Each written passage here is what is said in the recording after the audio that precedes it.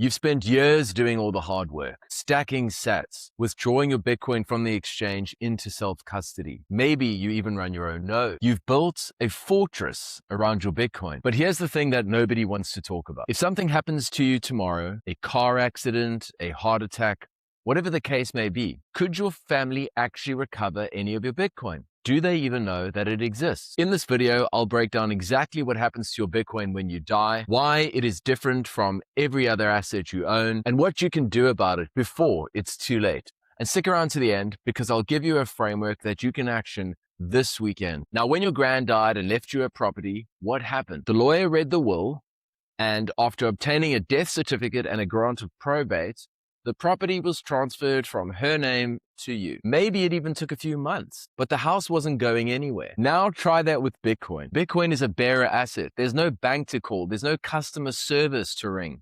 There's no manager to speak to. There's no password reset. Once the private keys to your Bitcoin are gone, they're gone. 4 to 5 million Bitcoin have disappeared and are lost forever. And a good chunk of that is directly a result of people not having a plan for what happens to their Bitcoin when they die. So if you were to pass away suddenly, your family will be grieving. They'll be in a state of bereavement. They won't be thinking clearly because of what's called the fog of grief. And it's very typical in these circumstances. So the last thing you want to impose upon them is a requirement that they suddenly become Bitcoin recovery experts. You don't want to leave them with a puzzle. You need to leave them with a plan. And if you don't, it's frankly not fair on them. I'm going to walk through the 3 main ways that Bitcoin gets lost when somebody dies. And look, these are not edge cases. This is actually happening today. The first is you've got Bitcoin, but you never told anyone.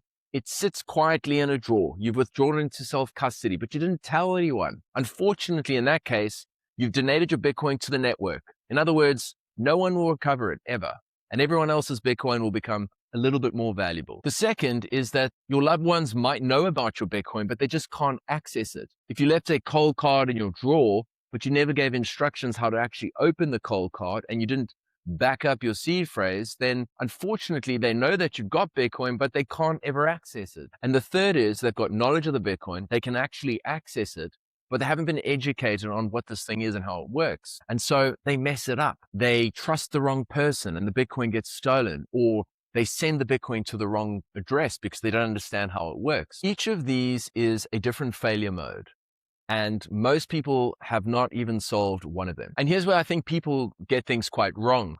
They think that by just leaving a seed phrase for their loved ones, that their inheritance plan is sorted. That's a good first step, but it's not a complete plan. It's just one piece of a much bigger puzzle. Now, some of you may be thinking, look, I've got a will. I'm fine. I'm sorted. I've got a lawyer. He drafted it up for me.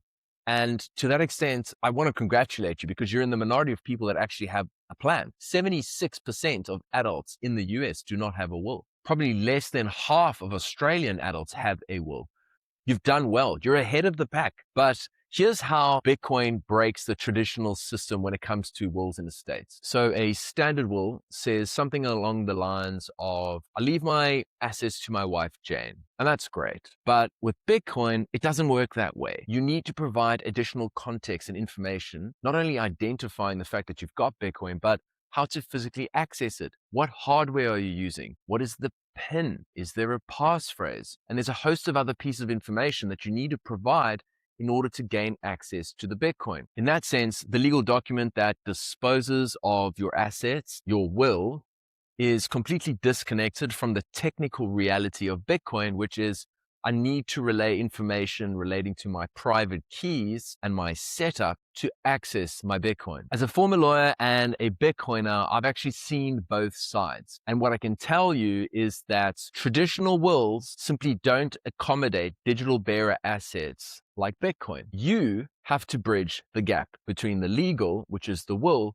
and the technical, which is the actual access instructions. Okay, so we've established that a will's not enough, but here's where it actually gets a lot simpler than you think. A real Bitcoin inheritance plan has 5 core elements. The first is a will, a legally binding document disposing of your assets. And within it, there must be provisions empowering your executor to manage, administer, and deal with your digital assets, Bitcoin. 2, a letter of wishes. This is a private note for your executor about what you want to have happen to your Bitcoin and how you want your Bitcoin dealt with. 3, a digital asset inventory outlining exactly what you own without providing access details. 4, a technical roadmap that provides step-by-step instructions in plain language such that a non-technical person will be able to recover your Bitcoin. And lastly, number 5, you need education for both your beneficiaries and your executor so they know what to do, what not to do, who to trust, and who not to trust. And you can get this all done in one weekend. Hope is not a plan, but this is. And it doesn't require your partner to understand multisig and derivation paths and passphrases. It simply requires you to sit down and do the work. There's proof of work needed here. Look, I get it. Drafting an estate plan is very few people's idea of a good time. It's not pleasant to think about the possibility of dying, but let me be clear about what I think is at stake here. If you die, one of 3 things happen. 1, your Bitcoin is inaccessible and lost forever. All that hard work down the tube. 2, your loved ones access your Bitcoin, but you don't have a will. And so it's irrelevant what you actually wanted to happen with your Bitcoin. The state gets to decide what happens to your Bitcoin. Or 3, if they know you've got Bitcoin and can access your Bitcoin, but they're not educated, there's a possibility that they could mess this whole thing up.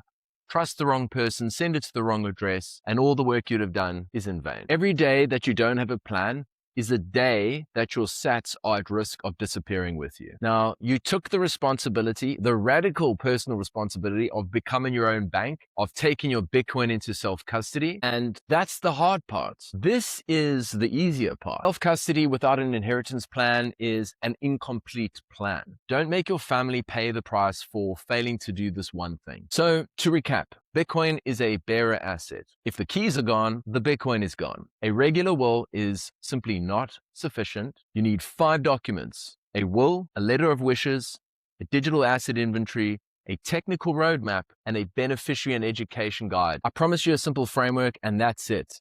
Will, wishes, inventory, roadmap, education. 5 documents, 1 weekend. If you want to know how your Bitcoin inheritance plan stacks up, go to mybitcoinwill.com, do the free Bitcoin inheritance stress test. It'll take 2 minutes and it'll tell you exactly where the gaps are in your setup. If you found this video useful, subscribe to the channel, like and share with friends and family that might benefit from this information. I put out a video once a week, and it's all about this very topic, protecting your Bitcoin for your family. Until next time, see you again.